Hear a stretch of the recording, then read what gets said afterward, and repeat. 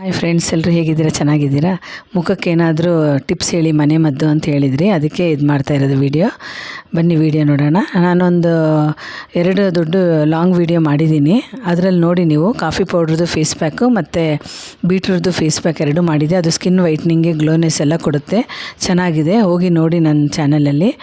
ಮತ್ತು ಕಡಲೆಕಾಳು ಮತ್ತು ಹೆಸರು ಕಾಳು ಸಮ ಅಳತೆ ತೊಗೊಂಡು ಮಿಲ್ಲಲ್ಲಿ ಪುಡಿ ಮಾಡ್ಕೊಂಡು ಬಂದು ಅದನ್ನು ಸ್ವಲ್ಪ ಹಾಲು ಹಾಕ್ಕೊಂಡು ಅದನ್ನೇ ಫುಲ್ಲು ಬಾಡಿ ಫೇಸಿಗೆಲ್ಲ ಅಪ್ಲೈ ಮಾಡಿದ್ರೆ ತುಂಬ ಒಳ್ಳೆ ಕಲರು ಬರುತ್ತೆ, ಸ್ಕಿನ್ನು ತುಂಬ ಚೆನ್ನಾಗಿರುತ್ತೆ.